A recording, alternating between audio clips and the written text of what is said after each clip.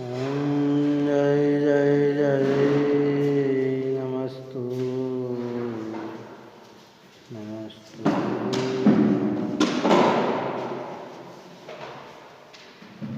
मंगलम भगवान वीरो मंगलम गणेश मंगलम कुंद कुंडाधिपो धर्मोस्तु सर्वमंगलमांगल्यं सर्वकल्याणकारिकं प्रधानं सर्वधर्माणां दीनं जयतु शासनं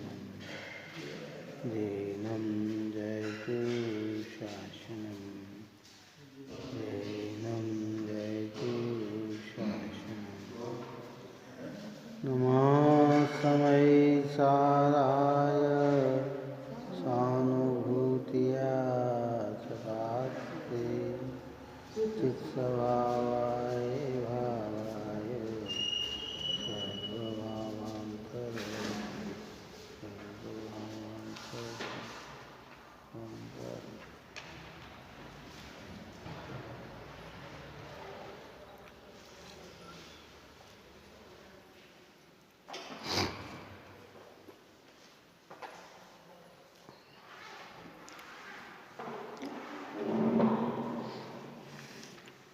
प्लस 151 अपना पूर्ण हुआ।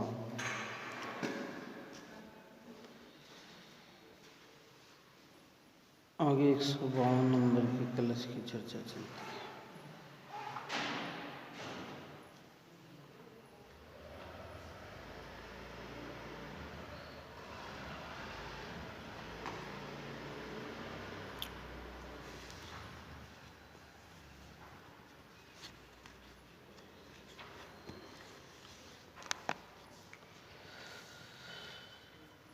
देखिए तो भोग मुझको ना कहे यह कर्म निज करतार को फलाभिलाषी जीव निज कर्म फल भोगता फलाभिलाषी विरत मुनिजन ज्ञानमय वर्तन करे सब कर्म करते हुए कर्म बंधन ना करे। तू भोग मुझको ना कहे यह कर्म निज करतार को।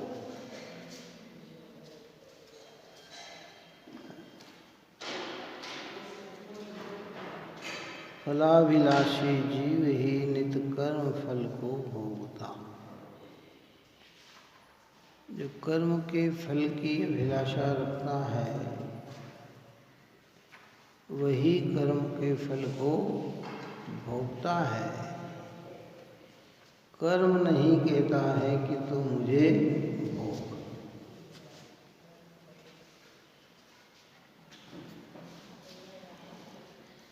जिसका जैसा अभिप्राय होता है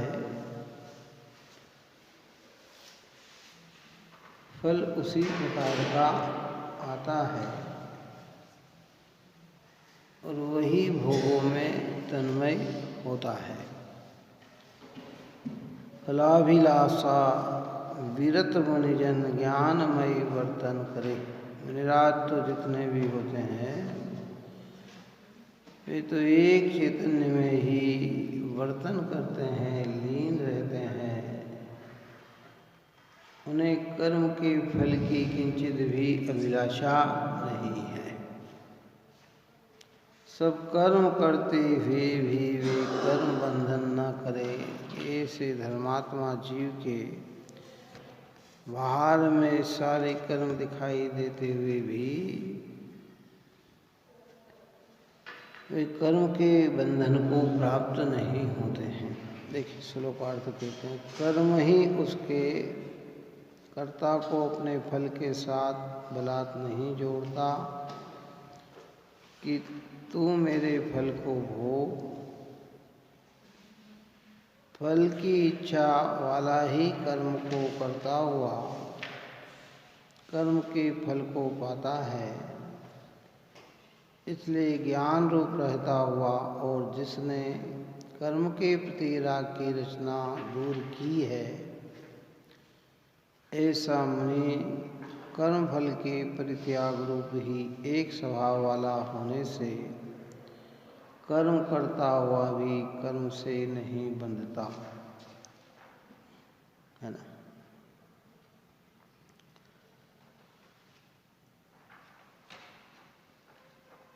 कर्म फल की इच्छा ही कर्म को करता हुआ, नीचे लिखा है कि कर्म का फल अर्थात रंजित परिणाम अथवा सुख को उत्पन्न करने वाले आगामी भोग, ऐसा जिसका अभिप्राय हो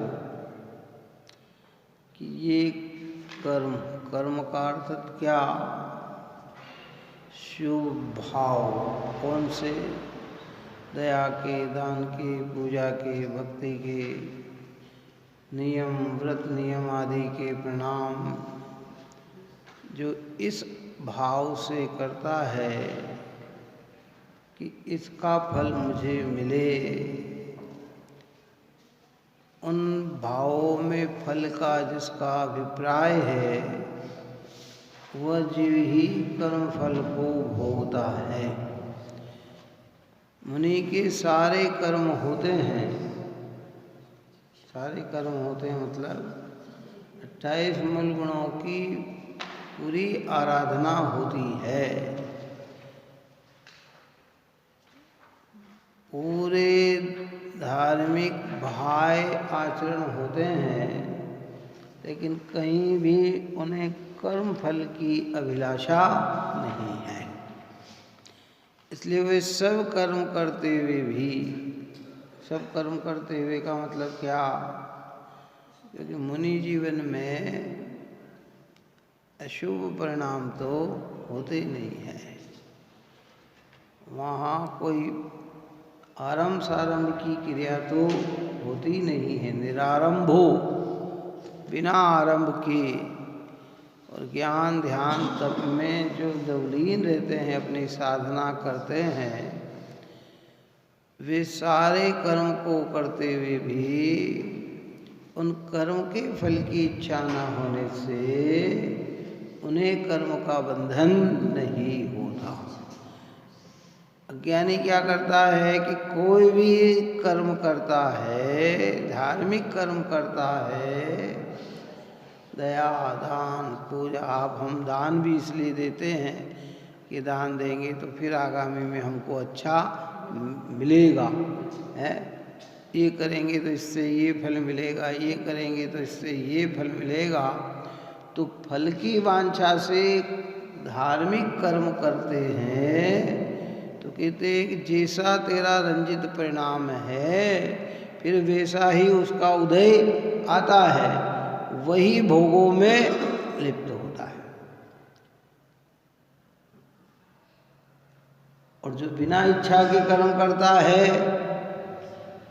वो पुण्य का उदय तो आता है, लेकिन वह उस भोग में लिप्त नहीं होता। लिप्त नहीं होने का मतलब उस कर्म के उदय के फल में, कर्म के उदय में उससे अपना एकत्व नहीं जोड़ता, उसका स्वामी नहीं बनता, उसका कर्ता नहीं होता, उसका भोक्ता नहीं होता, उसका तो वह ज्ञाता रहता है। अगर हमें ये पता लग जाए कि ये करने से कोई लाभ नहीं है तो हम उस कार्य को ही नहीं करते। बात समझे? यहाँ कहते हैं ज्ञानी तो अपने आत्मा की प्रसन्नता के लिए, चित्त की प्रसन्नता के लिए, परिणामों की उज्ज्वलता के लिए, परिणामों की निर्मलता के लिए, अपने में अपना एकत्व स्थापित हो जाए, इस भावना से वे सब धर्म कार्य को करते हैं। लेकिन उनके फल की किंचित भी अभिलाषा नहीं है। इसलिए निष्काम, यानी कि भक्ति क्या होती है? निष्काम, बिना किसी के चाह के भक्ति होती है। क्यों? कि वह गुणों का अनुरागी है, वह अपने परिणाम की अशुद्धता का विनाशक चाहता है ना? क्यों भगवान को वंदन करते हैं? लिखा ना तत्वार सूत्र की मंगलाचरण की, मोक्ष मार्गस्य नेतारम भेतारम कर्म भ्रुवताम ज्ञातारम विश्व तत्वानम वंदे तद्गुण लब्धये। कि आप जैसे गुणों की प्राप्ति के लिए मैं आपको वंदन करता हूँ। क्या चाहिए? कि नहीं, मेरे परिणामों में विशुद्धता का जन्म हो। अज्ञानी क्या चाहिए? दुनिया के बड़े बड़े भोगों को देखकर उसकी कांक्षा ये होती है कि मुझे भी भगवान ये चीज़ मिले, है तो उसकी भक्ति सकाम हो जाती है। उसकी भक्ति में इच्छाएं रहती है, रंजित परिणाम रहते हैं। तो कदाचित जो मंदकछाई पुण्य बनता है, उस पुण्य के उदय में वह चीज़ प्राप्त होती है और वह उसमें तन्मय होकर अप डाउन हो जाता है। ऊपर नहीं, अभी ऊपर गया और फिर नीचे आ जाता है।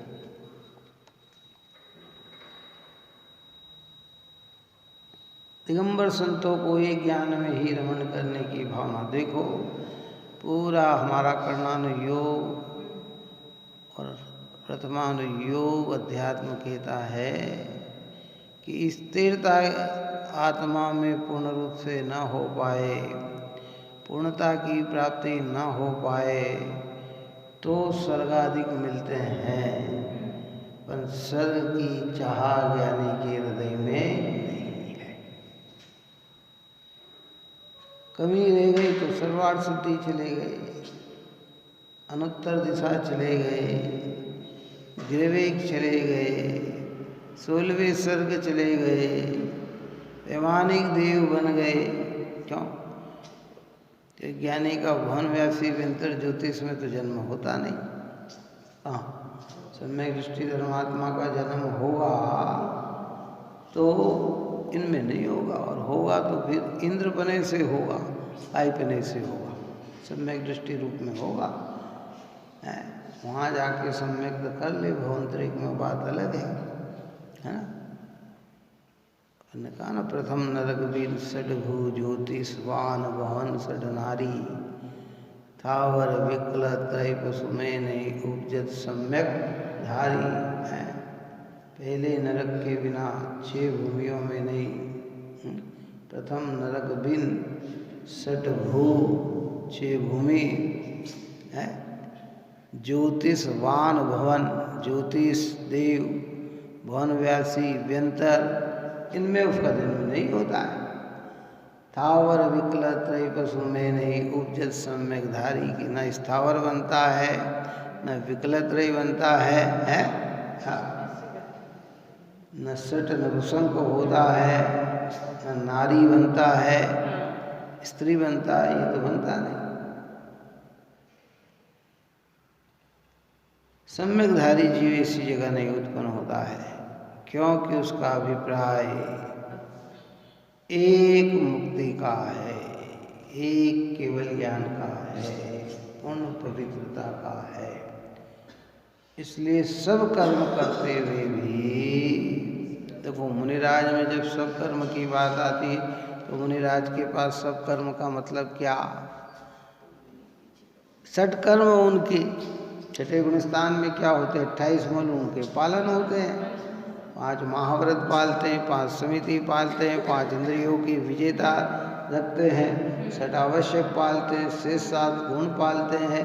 इस तप कर रहे हैं, संयम पाल रहे हैं, देख कर चल रहे हैं, हितमित बोल रहे हैं, ग्रंथ की रचना कर रहे हैं, स्वाध्याय कर रहे हैं, कार्योत्सव कर रहे हैं, प्रतिक्रमण कर रहे हैं, ये सब कर्म करते हुए भी कर्म फल की अभिलाषा नहीं है।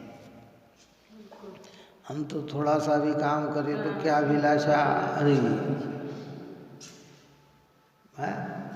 प्रारंभिक भूमिका में जीव को ऐसा लालच देकर भी धर्म में लगाया जाता है। कैसा, अरे तू भगवान के दर्शन कर तो सही, चरण स्पर्श कर तो सही, सब जगत का वैभव तुझे मिल जाएगा।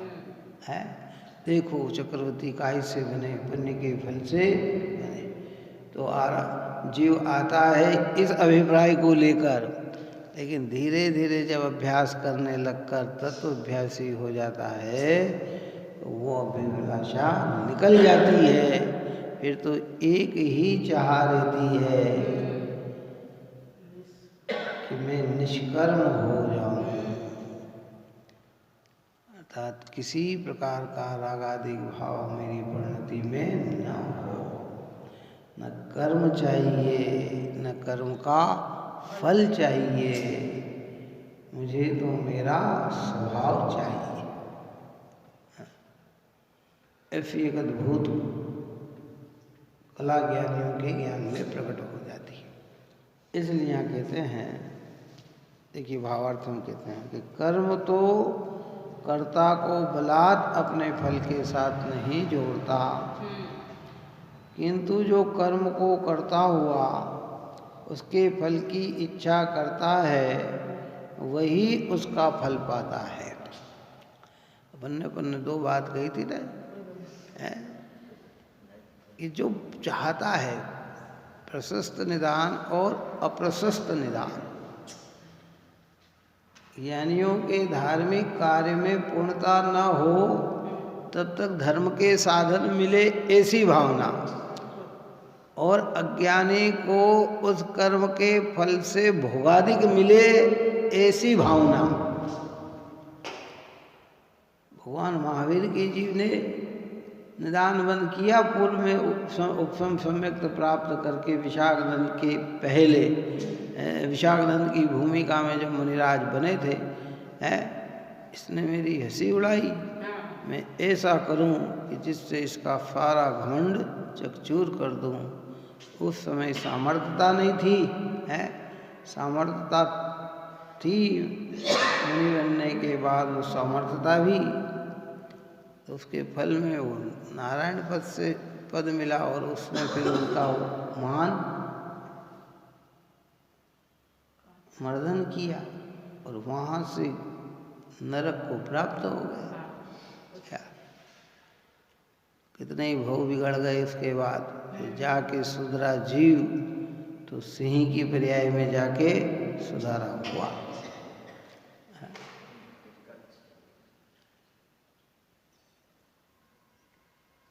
पता नहीं लगता भाई कितने कितने भवदान शास्त्र में लिखे हैं, केवल ज्ञान में तो सब झलकता है। आप और हम आश्चर्य करेंगे कि इतने भव इतनी पर्याय में धारण किए, इतने भव इतनी पर्याय में धारण किए, आंखें फट जाए कि कितने भव किसको कहते हैं। काय का फल था, अभिलाषा का फल था। थे तो दिगंबर मुद्रा में, और भावना ये थी। इसलिए निर्वांछक होकर भगवान के दर्शन, पूजन, भक्ति, स्वाध्याय, तत्व चिंतन, अपन ऊपर में अभी आएगा, वापिस प्रकरण चलेगा, निशंकित आदि 8 गुणों की चर्चा करेंगे। सम्यक दृष्टि धर्मात्मा के निकांचितपना होता है। कोई भी धार्मिक कार्य करने पर वह उसका फल संसारिक नहीं चाहता है, अपने आत्म विशुद्धि ही चाहता है। कि कर्म तो कर्ता को बलात् अपने फल के साथ नहीं जोड़ता, किंतु जो कर्म को करता उसके फल की इच्छा करता है वही उसका फल पाता है। इसलिए जो ज्ञान रूप वर्तता है और बिना ही राग के कर्म करता है वह मुनि कर्म से नहीं बनता, क्योंकि उसे कर्म फल की इच्छा नहीं है। उसे संसार की कोई चीज़ नहीं चाहिए। इसलिए हमने बार बार कहते हैं कि इंद्रादिक पद नहीं चाहूँ, विषयन में ना ही लुभाऊँ, रागादिक दोष हरीजे, परमात्म निज पद दीजे कि हे भगवान। इंद्रादिक पद भी नहीं चाहिए। किसको नहीं चाहिए? जिसको एक मोक्ष की इच्छा होती है उसे संसार का कोई भी पद नहीं चाहिए। क्यों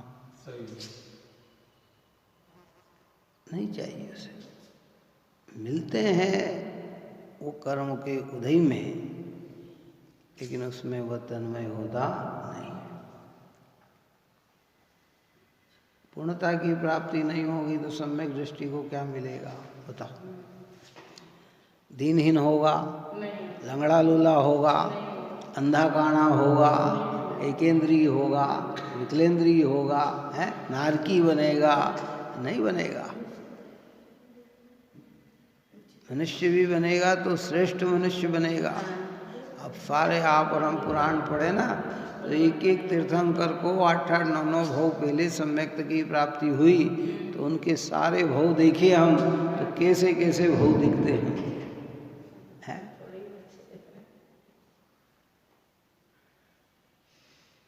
और जो तीर्थंकर नरक से आ रहे हैं वो तो एक भव में ही कहाँ चले जाते हैं, मोक्ष चले जाते हैं।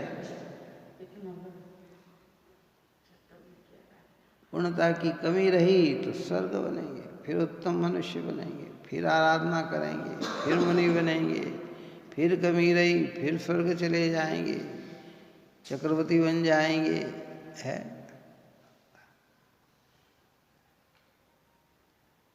हृदय में निष्कामता आना, यही श्रेष्ठता है। इसलिए तो कहते बड़े बड़े कार्य करते दिखाई देते हैं जगत के जीव, लेकिन अंदर में निष्कामता नहीं है। और जिन्हें निष्कामता हो उन्हें किसी भी प्रकार के फल की इच्छा नहीं है। बहुत रहस्य है इस गाथा के कलश के अंदर। देसी भावना क्यों होता है कि नहीं होता? तो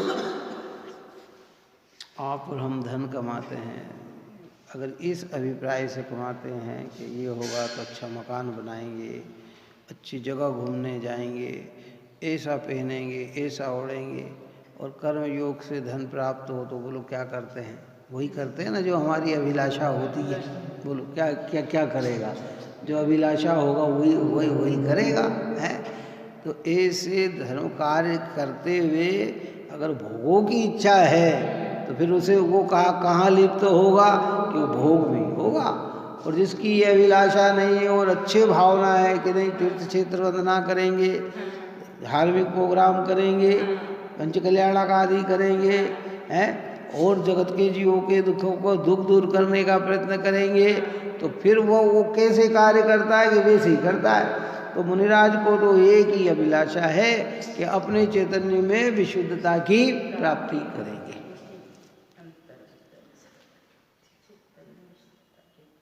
हमारी अभिलाषा मुझे मिल तो जाए फिर मैं बताऊं लोगों को कि क्या होता है, तो तू वैसे ही परिणमेगा। कैसा परिणमेगा? जैसी तेरी अभिप्रायता वैसा ही तेरा कार्य दिखेगा। है इसलिए चित्त की प्रसन्नता के लिए भक्ति होती है, चित्त की प्रसन्नता के लिए दर्शन होते हैं, चित्त की प्रसन्नता के लिए पूजन होती है, चित्त की प्रसन्नता के लिए स्वाध्याय होती है।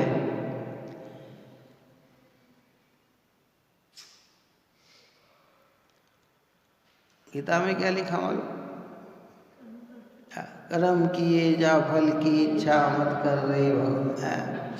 जैसा कर्म करेगा वैसा फल देगा। भगवान कर्तृत्ववाद है ना, तो वो कहते कि तू कर्म किए जा, है तो फल की इच्छा मत कर, है तो जैसा करेगा वैसा भगवान देगा। हमारे यहाँ कहेगी कि तू तो अपने आत्म विशुद्धि के लिए आगे बढ़ता चला जा।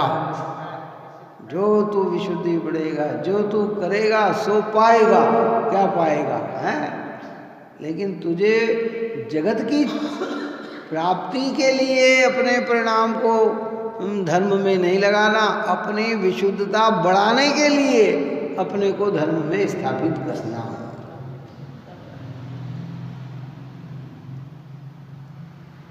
कितना एक जरा सी चीज बदली के पूरा विश्व बदल जाता है, और एक जरा सी भूल रह गई,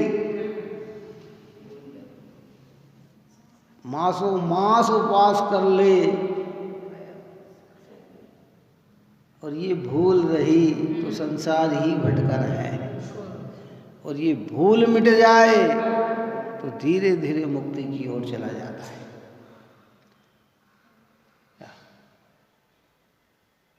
इसलिए कहा ना कि मास मास उपवास कीने, काया बहुत सुखाई, क्रोध मान मद लोभ न जीत्यो, कारण कौन सहाई, तू तो समझ समझ रे भाई। हे आत्मन तू समझ, तू क्या गलती कर रहा है। अंदर में एक अभिप्राय, एक भावना, ये सब मुझे प्राप्त हो, ये सब मुझे प्राप्त हो, ये सब मुझे प्राप्त हो। नहीं, एक मेरी विशुद्धता मुझे प्राप्त, जिसको शब्द में हमारे यहाँ रत्नत्रयी कहा। क्या कहा? तेरे न चाहा कुछ और इस रत्नत्रय निधि दीजिए मुनीस, है। मुझे तो कुछ नहीं चाहिए, मेरे परिणाम, मेरी आस्था में विपरीतता ना आए, मेरे ज्ञान में विपरीतता ना आए, मेरे भावों में विपरीतता ना आए, तब भक्ति से तो मुझे ये चाहिए। सब कर्म करते हुए भी ज्ञानी निर्बंध रहता है, निर्बंध रहते हैं, अर्थात वे फल की भावना फिर भी मिलता है। कितना मिलता, कैसे कैसे दृष्टांत दिए कि जो मुनि साधना करते करते पूर्णता को प्राप्त न होकर, आयु पूर्ण होकर सर्वार्थ सिद्धि चले जाते हैं। अब वहाँ ज़्यादा तो बाहर का कुछ कर नहीं पाते, लेकिन पूरा उपयोग कहाँ लगाते हैं कि तत्व चिंतन, तत्व चर्चा, है क्यों, कहाँ लगाते हैं। उनको कितनी परिणामों में विशुद्धता है कि भगवान के पंच कल्याणक में भी आने का भाव नहीं है, क्योंकि पंच कल्याणक में भी वही चीज़ तो सुनेंगे, क्या सुनेंगे, और वो चीज़ वहीं उन्हें उपलब्ध है, तो उनको उसका भी विकल्प नहीं आता है। लोकांतिक देव बन गए हैं। लोकांतिक देव का अर्थ बताया था, लोकांतिक, अब लोक का जिन्हें अंत होने, संसार का जिन्हें अंत होने वाला है, एक भोगी जिनका बचा है, वो उपस्थित भी होते हैं तो कहाँ होते हैं कि वैरागी के, यानी उनके परिणामों की विशुद्धता कैसी है कि गर्भ जन्म में भी उत्पन्न नहीं होते हैं। उत्पन्न नहीं होते मतलब वहाँ उपस्थित नहीं होते हैं। उनका परिणाम एक तप संयम की, आप और हम कहते हैं कि भाई क्यों एक हो गए, कि वे तो संयम के अनुरागी हैं, उन्हें तो अपने में ही लीन रहने का भाव आता है। लेकिन ये जीव धन्य है कि इसने इस पर्याय से मुक्ति को प्राप्त करना है, ये इस पर्याय में धर्म की साधना करके अपने को पूर्ण प्राप्त करेगा, तो उस कार्य की अनुमोदना के लिए वे उपस्थित होते हैं, उनके वैराग्य को बढ़ाते हैं। हमें क्या चाहिए? चाहत है धन होई किस विधि, तो सब काज सरे जी राजी। हमें तो एक चाह, जिस विधि से धन की उत्पत्ति हो धन मिलना चाहिए। चाहत है धन होय किस विधि, तो सब काज सरे जी राजी। तो मेरे सारे कार्य सर जाएंगे, सद जाएंगे। किसी भी विधि से मुझे धन आना, किसी ने कहा कि तुम देवी देवता को पूजो, या इनका अभिषेक करो या अन्य करो या इनकी ये करो, उससे धन मिलेगा, तो ये उसके लिए तैयार है। यज्ञ करो तो उसके लिए तैयार है। किसी भी विधि से धन की प्राप्ति होना चाहिए है। तुम्हें धन चाहिए, हाँ चाहिए। चोला चढ़ा दो तो हो तैयार, बिल्कुल आप बोलो है। शांति धारा कर लो तो हाँ हो तैयार, बिल्कुल बिल्कुल तैयार, हम आप जैसा कहो उसके लिए हम तैयार। तो सब काज सरे जी राजी, गेहे चिनाई कछु गहना, ब्याई सुता सुतो भांजा भांजी। धन प्राप्त होगा तो अच्छा मकान बनाऊंगा, बंगला बनाऊंगा है, गहने बनाऊंगा, अच्छे वस्त्र आभूषण, भांजे भांजी की बहुत ही अच्छी तरीके से उनकी शादी विवाह करूंगा, भोजन करूंगा है। सोचत यह दिन जाय अकारथ, यम आन अचानक तो देत दगाजी। ऐसे सोचते सोचते ही जीवन बीत जाता है और यम अचानक सामने आके खड़ा हो जाता है, मृत्यु खड़ी हो जाती है। खेलत खेल खिलाड़ी गए, बिछी रहे शतरंज की बाजी। ये संसार आप तो आप और हम तो खेल खेल कर चले जाएंगे और ये संसार शतरंज की बाजी यहाँ बिछी रह जाएगी, ऐसी की ऐसी रह। चाहत है धन होई किस विधि, तो सब काज सरे जी रही। पूजा भक्ति स्वाध्याय चिंता, अरे साहब ये करना बहुत दिखता, इतना उत्साह, लेकिन इस उत्साह के पीछे क्या है ये नहीं दिखता। ये जिनवाणी बताती है, ये ज्ञानी बताते हैं कि तेरा इसके पीछे अभिप्राय क्या है। किसी ने कहा नहीं भाई महावीर, अरे भाई महावीर भगवान तो देखो बाल ब्रह्मचारी हैं, वो तो कुछ नहीं दे सकते, तुम तो ऐसी की पूजा करो। आदिनाथ भगवान की करो, आदिनाथ के 100 पुत्र थे, कितने है, तो इसका अभिप्राय काय में चला गया, आदिनाथ।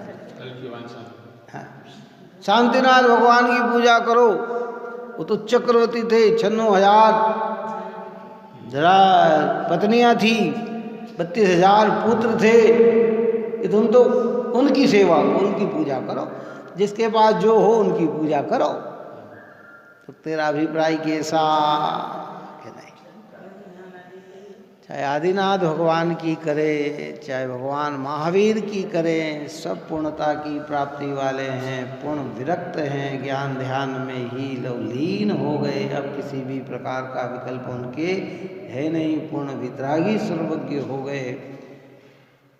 इसलिए जिस मंदिर में मूल नायक हो, भले उनकी पूजा हम करें, लेकिन भगवान सब के सब एक जैसे ही हैं, छोटे हो, मध्यम हो, बड़े हों, क्योंकि भगवान तो सर्ववितरागी सर्वज्ञ होते हैं और उनकी आराधना मात्र परिणामों की निर्मलता के लिए की जाती है, अपनी मिथ्या मान्यता की।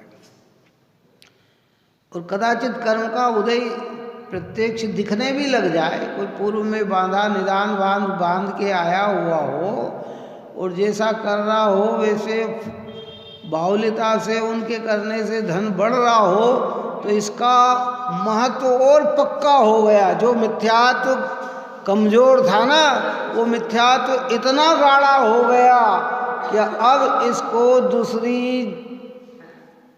मोक्ष मार्ग तो करोड़ों दूर हो गया, अरबों बहुत दूर हो गया।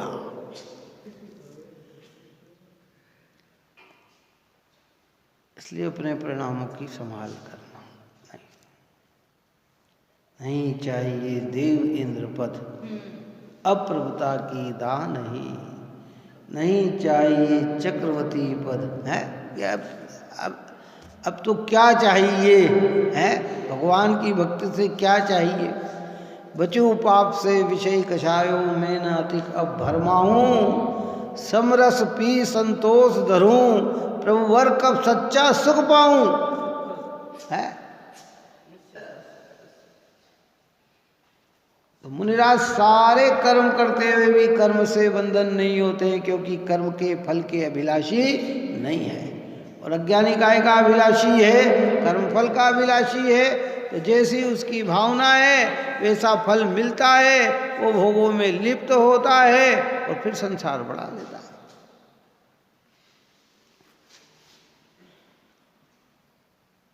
पूर्व कर्म करत उदय से मिल गए। ज्ञानियों ने, जिनवाणी माता ने समझा दिया, ये तेरा कुछ नहीं है भाई, ये तो सब तेरे स्वभाव का फल है। अब इसको तू अपनाएगा तो फिर संसार में भटकेगा, और इसको जानेगा तो इस बंधन से छूटता चला जाएगा। क्या करेगा? अग्नि से जो चिपकेगा वो जल के नष्ट हो जाएगा, और अग्नि से दूर खड़ा रहेगा तो अग्नि उसे प्रकाशित करेगी। क्या करेगी? जलाएगी नहीं, उसको प्रकाशित करेगी, खाली दिखाएगी कि हाँ ये चीज़ है। और चिपका तो क्या हुआ कि जलेगा। कर्म के फल को जाना तो वो प्रकाशित करेगा। ज्ञान का स्वभाव है जानने वाला। अभी किसी के पास विभव है और पूछा जाए कि क्यों, तो ज्ञानी जैसा है वैसे ही जानेंगे, ये पुण्य कर्म का फल है। क्या कहेंगे? है देखो, भगवान के दर्शन मिले तो कहते ये भी पुण्य कर्म का फल है।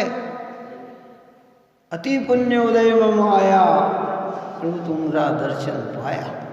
महान पुण्य के उदय से अगर हमारा हल्का पुण्य होता ना, सड़ा पुण्य होता ना, गला हुआ पुण्य होता ना, तो हमको देवादी के दर्शन करते नजर आते। कहाँ? बात समझ में आई कि नहीं आई है? आप और हम तो यहाँ आधा घंटा, 15 मिनट, 20 मिनट, 1 घंटा देते। लोग तो है घंटों घंटों बैठे रहते हैं। कैसे बैठे रहते? कुदेवादी के आगे हैं। वो घटिया किस्म का पुण्य है वो। इस पुण्य का फल संसार में ही घुमाएगा, मोक्ष ले जाने वाला नहीं है। लेकिन वितराग भगवंत के सामने तू आया है, ये तेरा महान कोई पुण्य जग गया, तेरा न जाने कितने भाव का। इस पुण्य के उदय को भी जानकर संसारिक कोई कामना हृदय में न रखे तो कहते हैं वो निष्काम भक्ति है। प्रयत्न तो करना चाहिए। ये मिलेगा, प्रशंसा मिलेगी, कोई प्रशंसा की चाह नहीं। प्रशंसा भी संसार में ही भटकाने वाली है। कहाँ भटकाने वाली? देखो, भगवान की भक्ति करने वाले की प्रशंसा हुए बिना रहती नहीं, पर ज्ञानी प्रशंसा चाहता नहीं। बात समझ में आई कि नहीं आई? ऐसा नहीं हो सकता कि प्रभु की भक्ति करे और प्रशंसा नहीं हो। मैंने आपको कहा, अगर एक व्यक्ति यहाँ रोज आकर 1 घंटे माला फेरे भगवान के सामने 1 महीने तक कर ले, तो ही आप और हम प्रशंसा करने लग जाएंगे। क्या करना है? कितना धर्मात्मा शांतता से देखो माला फेर रहा है, शांतता से भगवान की पूजा कर रहा है। ये तो एक अद्भुत चीज़ है। जिनेंद्र के निकट आए और प्रशंसा ना हो, ये कैसे हो सकता है? लेकिन ज्ञानी प्रशंसा के लिए नहीं आते हैं, चित्त की प्रसन्नता के लिए आते हैं। प्रशंसा और प्रसन्नता में अंतर है। काहे में? प्रशंसा और प्रसन्नता, प्रशंसा तो हमारा चित्त दुखी हो तो भी हो सकती है। क्या हो सकती है? हम तो अंदर में आकुलित और कोई हमारी बहुत तारीफ कर रहा है तो हो भी सकती है प्रशंसा। क्यों है? लेकिन जब प्रसन्नता आती है तो प्रशंसा न हो तो भी आनंदित रहता है। क्या है, जब प्रसन्नता प्रकट होती है ना, तो कोई हमारी तारीफ ना करे तो भी आनंदित हो सकता है, और प्रशंसा करने पर अगर प्रसन्नता नहीं है तो मन दुखी रहता है। तो काय के लिए आते हैं, प्रशंसा के लिए कि प्रसन्नता के लिए? कि प्रसन्नता के लिए। व्रत, तप, नियम, संयम, उपवास आदि सब प्रसन्नता के लिए किए जाते हैं। देव धर्म गुरु की आराधना प्रसन्नता के लिए किए जाते हैं। मुनिराज 28 मूल गुणों की आराधना करते हैं, अंतरंग में तो आनंद का भोग करते हैं, और बाह्य में ये आचरण करते हुए भी कोई संसारिक कामना उनके हृदय में नहीं है। तो जिनके हृदय में नहीं है वे आगामी में कर्म के फल को भी नहीं भोगेंगे।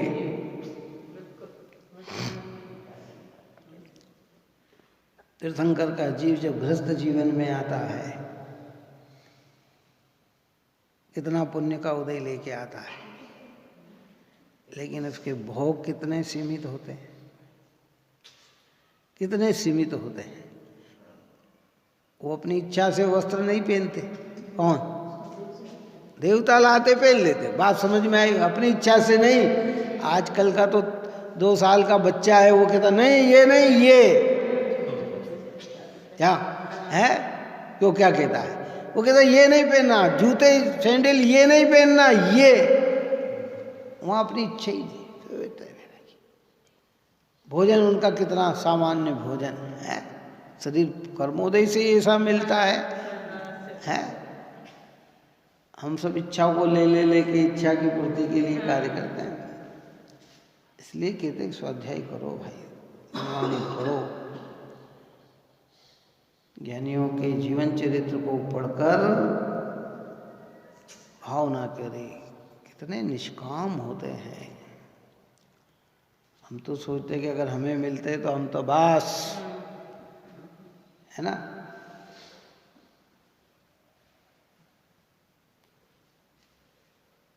अद्भुत कलश है ये अमरचंद्राचार्य देव का 152 नंबर का कलश है। देखो भावार्थ एक बार फिर पढ़ते हैं कि कर्म तो कर्ता को बलात् अपने फल के साथ नहीं जोड़ता, किंतु जो कर्म को करता हुआ उसके फल की इच्छा करता है वही उसका फल पाता है। जो इच्छा करता है वही उसको फल पाता है, और इच्छा न करे तो फल तो आता है पर वो भोगने का भाव होता नहीं है।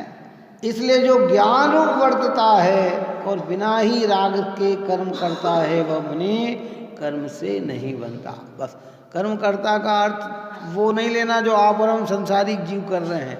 मुनिराज के कर्म जो होते हैं वो 28 मूल गुण के भीतर होते हैं। कौन से होते हैं? आरंभिक क्रिया वाले कर्म मुनिराज के नहीं होते हैं। उनके तो 5 समितियों का पालन, पंचेंद्री के विजेता, षट आवश्यक का पालना, पंच महाव्रत को पालना, 7 गुणों का पालन करना, ये उनके कर्म है। करते कितने वनखंडादिक में वास कर रहे हैं। हे भगवान, अभी तो मैं वनखंडादिक में वास कर रहा हूँ, लेकिन आने वाले जीवन में मैं राजमहल में रहूं, ऐसी भावना उनकी नहीं होती। ऐसी भावना नहीं होती। नहीं, क्या करें, अभी तो हमने एक लिया, फिर आने वाला जीवन हमारा ऐसा मिलेगा है। देखो शास्त्र में तो सब प्रकार से हर प्रकार के जीवों को हर प्रकार से संबोधन दिया है, लेकिन अपनी अपनी भूमिका के अनुसार समझना। सामान्य जीवों को ये भी कहा कि धर्म करत संसार सुख, धर्म करत निर्वाण। धर्म करने से संसार का सुख भी मिलता है। तो सामान्य जीव पहली भूमिका वाला, अच्छा धर्म करने से संसार सुख मिलता है तो मुझे धर्म में लगना चाहिए। तो पहली भूमिका में वो उसमें आता है, लेकिन ज्ञानी को संसार में सुख दिखता ही नहीं है, तो वो कार्य उस दृष्टि से करे ही क्यों। वो तो करता है कि धर्म का फल क्या है, निर्माण। दर्शन मूलो धम्मो चारित्र खल्लु धम्मो। धर्म का मूल श्रद्धान और चारित्र साक्षात धर्म है, तो उसकी भावना से वो उसमें बढ़ता है। सामान्य जीव को समझा कल मैंने कही था कि बच्चों को हम समझाते कि देख मंदिर जाएगा तेरी किताब, तेरी बुद्धि अच्छी चलेगी, मंदिर जाएगा तो तू स्कूल में पास हो जाएगा, मंदिर जाएगा तो ये हो जाएगा। ये नया लाने के प्रारंभिक भूमिका में तरीके हैं। हम बच्चों को जो पाठशाला पढ़ाते थे रोज एक टॉफी बांटते थे, लाने का तरीका था। बच्चे तो है ना, लेकिन टॉफी बांटना लक्ष्य नहीं था। क्या है आज भी कोई धार्मिक कार्य पारितोषिक देना है, क्योंकि सामान्य जीवों के अंदर क्या भाव आते हैं, यही आकर वो आते हैं। अब कोई भी कार्य करता है तो पारितोषिक के लिए करेगा कि नहीं करेगा। अरे साहब हम मंदिर जाएं, लोग हमारा सम्मान के लिए मंदिर नहीं आया जाता है, अपने चित्त की प्रसन्नता के लिए आया जाता है। सारी दुनिया अपमान कर दे तो भी जिन चरण नहीं छोड़ना है।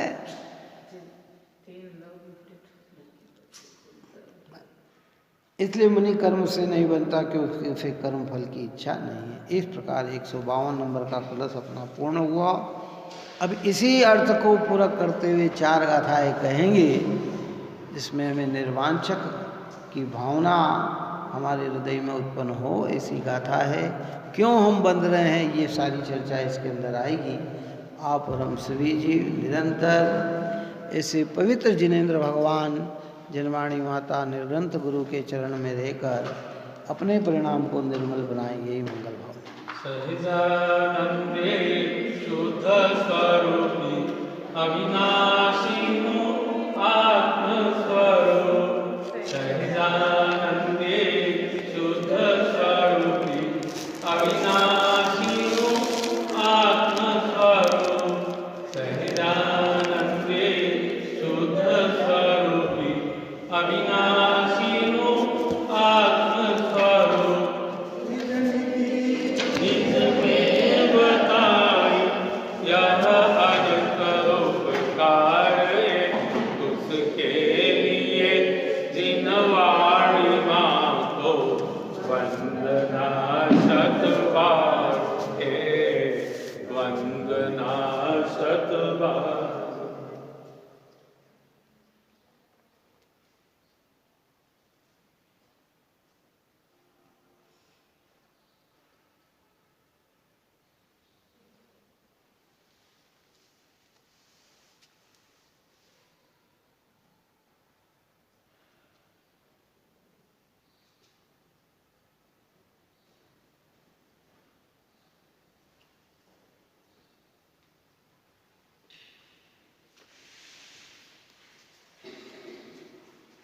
रावणी के ज्ञान से सूझे लोकालो, सुवर्णी